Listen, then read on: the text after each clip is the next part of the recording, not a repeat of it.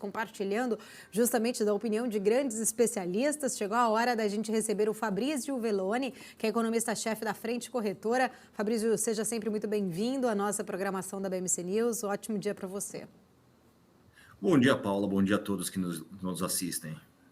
Obrigada, bom dia. Fabrício, eu queria falar um pouco mais, sobre a notícia. A gente tem falado já há tempo sobre a economia chinesa, enfrentando aí inúmeros desafios. Este ano a gente tem visto muitos dados econômicos fracos, inclusive da China, e hoje especificamente essa notícia, de mais um temor ali imobiliário, essa crise imobiliária da China dando sinais, inclusive até de contágio financeiro.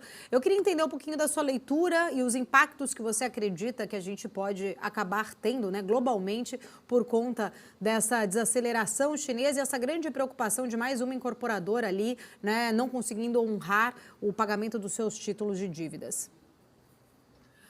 Paula, o grande ponto é que o problema imobiliário da China, ele nunca cessou.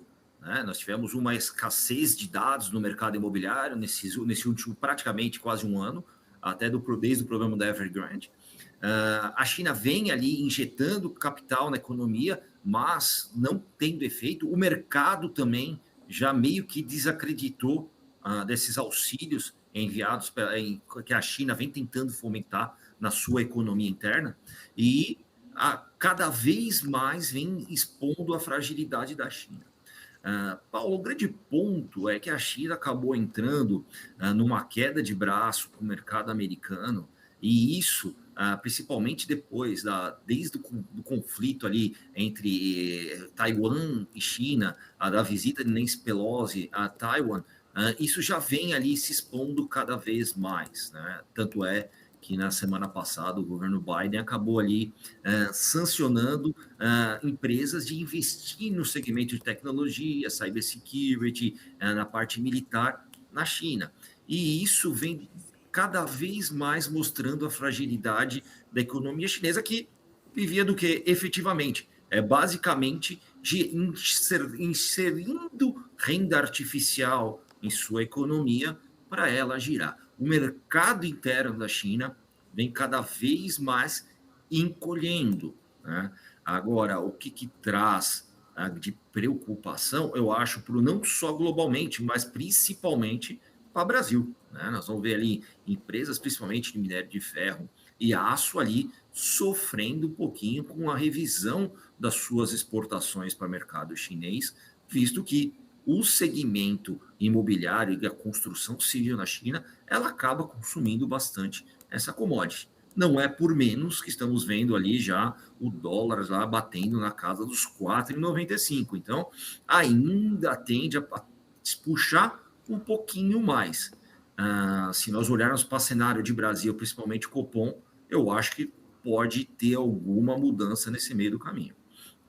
Fabrício, eu quero trazer até para a nossa conversa o Vandic também, Silveira, que está aqui comigo, até para a gente aprofundar um pouco mais, sobre esses desafios da China. Inclusive, acho que você pontuou aí muito bem, atrás aí também a gente já vê essa reação também de minério, petróleo, mas saindo um pouquinho, eu queria ir para commodities agrícolas, até porque tem ali, eu até li uma matéria do Financial Times esse final de semana que mostra que a China está expandindo terras agrícolas numa tentativa de reduzir a dependência de alimentos estrangeiros. São mais de 170 mil hectares ali já recuperados num esforço para reduzir as importações, em meio a todos os temores também da cadeia global ali de suprimentos. A gente até falou recentemente, Vandic, em relação a um pragmatismo, um protecionismo, na verdade, de alguns países diante de alguns cenários que vão se desenhando. China, que importou 7% do milho no ano passado, havia importado menos de 1% décadas atrás. Quais os impactos também? Queria entrar um pouco nas commodities agrícolas, Brasil, que tem essa relação comercial muito forte com a China. Vandic, como que você enxerga essa notícia? China passando por todos esses desafios econômicos, com uma economia mais enfraquecida do que se esperava para a volta ali do retomada do Covid. Tem também agora uma mudança em relação a algumas importações, especificamente, a gente depois pode falar mais sobre Estados Unidos, também ali em relação a não ter mais aquela dependência em relação à tecnologia chinesa. já colocando algumas sanções, mas especificamente agora a China tentando retomar um pouco maior ali a sua plantação. A China que ficou muito tempo na indústria volta a querer recuperar um pouco mais de espaço na parte agrícola. Como que você enxerga os reflexos disso para nós, Van Dijk? Paula, ótima pergunta. Fabrício, ótimo dia para você. Paula, essa é uma situação que dava para esperar que cedo ou tarde aconteceria. Finalmente, a ficha caiu na China, que grande parte do mundo, principalmente o mundo livre, né, o Ocidente, é muito contrário ao modelo político e o modelo econômico chinês. O modelo econômico foi muito útil ao mundo, trouxe muito capital, desenvolveu partes da China, no entanto, falhou em desenvolver toda a China, uma vez que a China fez um experimento quase capitalista em uma pequena parte da sua região, da sua geografia, que foi a região da costa, do Mar do Sul da China. Obviamente, isso deu muito certo, são 350 milhões que têm uma qualidade de vida muito boa e comparativa ao do Ocidente. No entanto, a China ainda tem 1 bilhão de pessoas que vivem uma vida de pobreza e pobreza absoluta, tá certo? Essa população precisa comer, ela tem demanda e grande parte do que elas comem, cerca de 80%, é importado. Então a China tem um grande problema, uma grande falha, né, de abastecimento do gênero alimentar para a sua população. No entanto, sair de uma política econômica focada na produção de bens bens finais e de alta tecnologia para voltar para um projeto agrícola. A China não tem vantagem comparativa na produção de alimentos. Ela não tem terra agriculturável, porque grande parte do país é montanhoso. É muito difícil você cultivar o tipo de gênero alimentar, principalmente soja, milho e outros grãos, em ambientes similares geograficamente falando.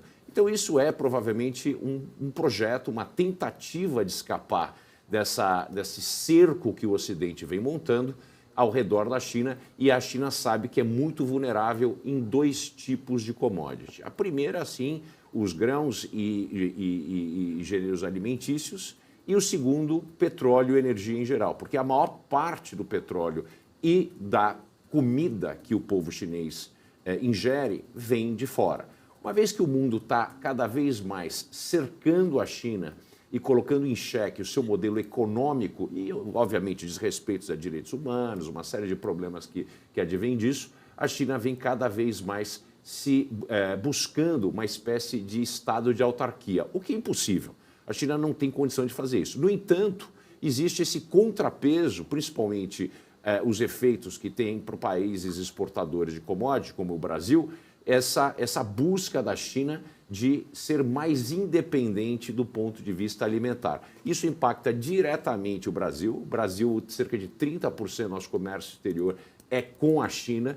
A China tem medo dessa dependência do Brasil, porque o Brasil hoje é amigo da China através do Lula, mas amanhã pode aparecer o Bolsonaro ou uma pessoa menos alinhada com a ideologia chinesa e cada vez mais diminuir essa relação. Obviamente, no fim do dia, o pragmatismo impacta pelo quantitativo que representa esse comércio com a China. Então, é sempre bom levar em consideração que a China é nosso primeiro destino, principalmente para as nossas commodities. A gente não pode brigar com a China ou romper com a China. Pelo outro lado, a gente não pode romper com o Ocidente e principalmente com os Estados Unidos, estando no mesmo hemisfério e sendo obrigado a coexistir e em termos ideológicos, se alinhar com a China, que é o que vem acontecendo.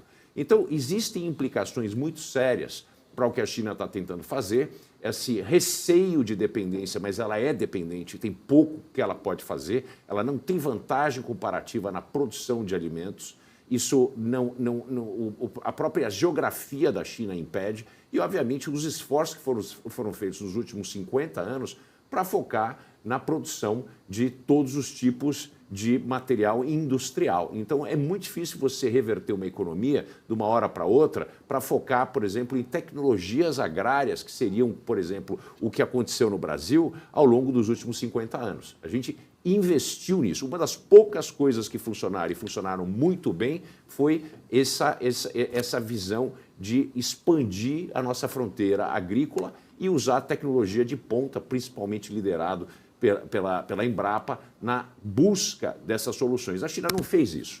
Nesse processo de não fazer isso, a China perdeu um espaço muito relevante com relação ao mundo da agricultura.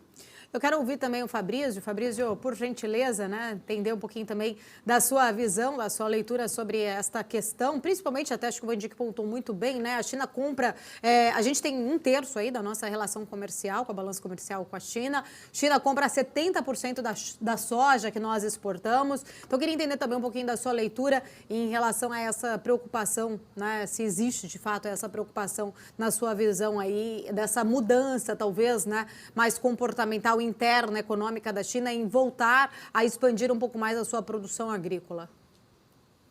Primeiramente, a excelente análise do Vandic. O grande ponto hoje da China é que ela vai querer mudar um pouco o foco, né? Efetivamente, a linha que ela estava indo de injetar capital, principalmente internamente, para conseguir fazer o aumento do seu giro econômico, cessou-se, né? Ele não tem tanto mais força para isso. A agricultura acaba sendo um dos pontos de subterfúgio para ele conseguir injetar e gerar algum crescimento na economia chinesa. Vale salientar, né, que um ponto muito importante é a mudança da característica da população da China nesses últimos 10, 20 anos. Né? Nós temos hoje um envelhecimento da população chinesa muito maior e uma queda de natalidade vertiginosa na China. Então, a tendência para os próximos anos é da China ter uma redução de população em relação aos outros países. E isso talvez ajude eles, principalmente, na questão alimentar. Não só a China produzindo mais, que eu acho que principalmente os países exportadores de commodity, como o Brasil, tem que se preocupar, mas efetivamente também a queda no seu consumo durante os próximos anos, ali vendo que a população chinesa tende a ter um encolhimento, né? Então o governo chinês vai tentar, obviamente, a fomentar outros segmentos para conseguir ali dar um giro econômico um pouco mais acentuado para a China. Efetivamente o modelo chinês, né, é aquele modelo que nós, fazendo uma comparação com o Brasil, aquele lá, movimento principalmente dos primeiros governos do Lula, ou injetando crédito e fazendo ali que a economia crescesse através de renda artificial, né? Não efetivamente porque você tem um consumo, um giro econômico um pouco mais forte. Então, até demonstra até um pouco da linha até que a briga do governo hoje, com aquela queda de braço do Banco Central, efetivamente para reduzir juros, para quê? Para ele conseguir fazer um crescimento econômico através de injeção de renda artificial, que são os bolsas, crédito, isso. Só que isso não é algo que se acaba, você tendo consegue manter esse ciclo com uma força durante um tempo mais elevado. Isso tende a voltar, como na linguagem dos economistas, para um movimento acíclico da economia, que é hoje que vive a China. A China entrou em movimento acíclico. E para você desacelerar esse movimento acíclico, você vai ter que ter alguma série de decisões e tomadas de decisões diferentes do que já vinham lá atrás. Não está funcionando eles injetarem dinheiro na economia tradicional, não está funcionando eles injetar dinheiro através do mercado financeiro, não está conseguindo efetivamente salvar as construtoras também, que seria uma forma de gestão de capital. Está se vendo outros pontos para ali. Eu vejo que o agrícola é um dos pontos. O Brasil tem que se preocupar bastante com isso. Inclusive, você tocou num ponto, Fabrício, muito importante, né, em relação a essa perspectiva da nossa economia, o próprio arcabouço fiscal, né? Acho que um exemplo ali foi muito desenhado em receitas extraordinárias, contando inclusive com esse consumo em relação às commodities. Queria entender, né, de fato, você acha que isso pode acabar trazendo impacto para o nosso equilíbrio fiscal, já que a gente não sabe aí exatamente se essa receita extraordinária virá e se virá mesmo, né, da forma em que se esperava anteriormente? Mais do que isso, Paula, principalmente na questão do dólar ali, puxando lá para o patamar já dos 4,95, isso muda bastante ali da última reunião do Copom. O panorama, nós estamos com o dólar a 4,95. O barril do petróleo, apesar de estar caindo, ele já assumiu um novo perfil de em torno de $85 o barril. Ali nós estávamos falando no mês passado do primeiro, antes de ter do último aumento da Petrobras, ali em torno de 70, $72 o barril. Então, isso vai pressionar a inflação. O Brasil continua ali pelo IBCR e CBR já subindo, tem um crescimento da economia brasileira. Então, isso pode voltar a dar uma aceleração na inflação. E isso sim, mudar o ritmo de corte de juros do Copom. Eu nunca, no meu ponto de vista, eu vi o Copom principalmente operar com juros ali abaixo de 11,75. No meu ponto de vista, até dezembro, o Copom deve ficar ali em torno de 12 e 12,25. Mesmo porque ainda existe muita instabilidade no exterior, e Brasil ainda, com o arcabouço, reforma administrativa, reforma fiscal, ainda estão no papel e tem ainda estágios a passarem que podem ter mudança. Exatamente esse ponto que você acabou de colocar. Receitas extraordinárias. Primeiro se contava com receita de tributação em cima de produtos importados, nós chamamos de aquele dos camelódromos digitais, e isso já está com alguma dificuldade de vir. Então, isso compromete e o Banco Central vai ter que ter um pulso, talvez um pulso um pouco mais duro do que o mercado, do que o governo gostaria, para conseguir manter a inflação sob controle. Eu quero voltar com o Van Dijk também, aproveitar, já que a gente está falando agora, puxamos aqui um pouco mais, né, para a nossa... Fabrício, eu queria ouvir também a sua opinião em relação ao lançamento do PAC, né, e todo esse impacto, inclusive, até peguei aqui o valor exato, o investimento público é de 371 bilhões de reais ao longo dos próximos 4 anos. Novamente, o governo tentando aumentar o ciclo econômico através de inserção de renda artificial na economia, né? Nós sabemos onde vai parar isso, né? Era muito mais simples para o governo mudar um pouco a ideologia dele e, principalmente no segmento de infraestrutura, privatização. Deixa de gastar e gera caixa para cumprir o fiscal. Pensar um pouquinho, né?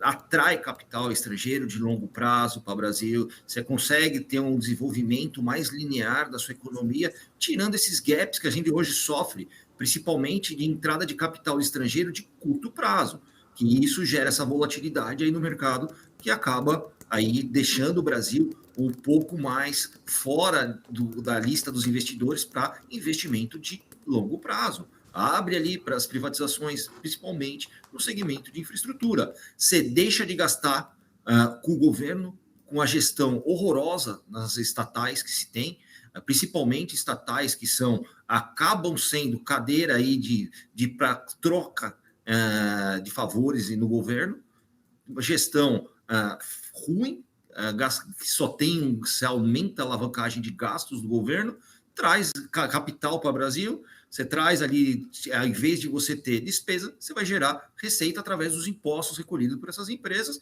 e trazendo o capital do estrangeiro. Eu acho que o governo, principalmente esse modelo de inserção de renda artificial através de crédito, nós sabemos onde acaba, né?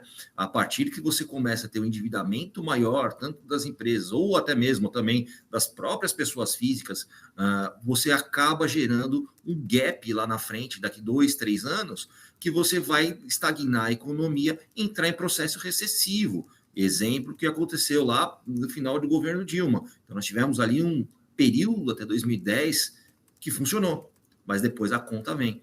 E hoje, para você fazer esse acerto, é muito mais difícil, mas eu não vejo que a economia brasileira contém a capacidade de absorver um pouco mais. Nós estamos falando lá atrás, do ano 2000, que nós tivemos o primeiro governo Lula, as contas públicas entregues ali para o final do governo Fernando Henrique ainda eram superavitárias, então nós já estamos vindo eu brinco com o pessoal da empresa, nós estamos saindo do terceiro subsolo hoje, né? Não estamos nem no primeiro andar, nem no térreo. Então, hoje é muito mais complicado, aí a economia brasileira não vai conseguir absorver esse nível de gasto público. Então, eu acho que o governo vai ter que repensar um pouquinho aí para onde que está indo, porque dessa forma ele terá sérios problemas ali já no final de 2024. Fabrício, muito bom dia. Felipe Nascimento falando agora contigo. Estava ouvindo toda essa análise muito bem feita, diga-se de passagem, a respeito das obras do PAC, os problemas que o governo tem que enfrentar. E aí, a minha pergunta para você é o seguinte: além de tudo que o governo já está enfrentando e tem que encarar daqui para frente, o governo também está dando alguns pitacos, ou pelo menos parece que está tendo algum tipo de interferência na Petrobras, né? Segurando ou sugerindo segurar o preço dos combustíveis, e isso tem pressionado bastante tanto a defasagem, quanto questões de governança na empresa, quanto inflação, enfim, todo esse contexto, esse cenário. A gente já viu que em algum momento lá atrás deu problema e trouxe consequências negativas para a companhia. Você está vendo isso acontecer de novo? É muito cedo para falar ou sugere alguma movimentação um tanto quanto inadequada? Como que você está vendo esse contexto geral, né? Governo, Petrobras. Felipe, cedo para falar não é. Nós já estamos vendo a gasolina com defasagem de 25%. Então, isso já vai direto no caixa da empresa, né? Então, até o governo trabalha com loteamento de cargos em empresas estatais efetivamente para isso, para servir de moeda de troca com o Congresso e com o Senado. Esse é o modo de governo desse governo atual. E isso acaba, principalmente na Petrobras, usando para você fazer, conseguir fazer a sua política para populista, jogando esse ônus para o caixa dos acionistas da Petrobras. A tendência disso talvez ainda é piorar. Agora, o que mudou um pouco lá de trás da Petrobras de hoje? As válvulas de gestão que você tem de escape para ele fazer isso ainda são um pouco mais rígidas do que lá atrás, principalmente no estatuto da empresa.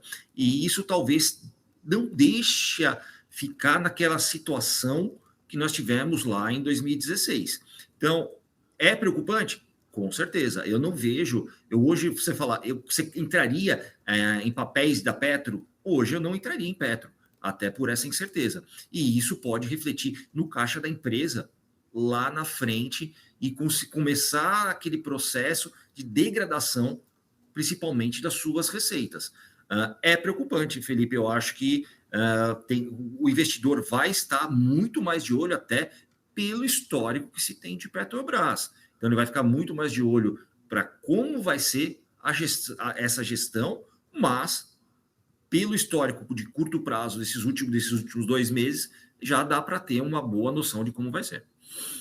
Se esse reajuste vier, Fabrício, e aí a gente sente, né? Você falou 25%, se tiver algum tipo de elevação no preço do combustível, isso transfere diretamente para o IPCA, né? E a inflação começa a voltar ao radar de preocupar. Você acha que mexe com as perspectivas do Banco Central, pelo menos nesse curto prazo, até o fim do ano, naquela taxa terminal do ano, ou pelo Banco Central olhar a inflação, né, lá em 2025, isso acaba não trazendo tanta consequência negativa, não acaba trazendo tanto pé atrás, por mais que o cenário econômico acabe sendo impactado? Com certeza, Felipe, mexe na perspectiva do Banco Central. A tendência ainda é de puxar mais ainda, visto a economia chinesa ali, que principalmente o mercado de commodities tem uma expectativa de entrada menor de dólar, e o dólar, nós sabemos que ele serve como preço base ali para o petróleo e também para a formação de preço da gasolina.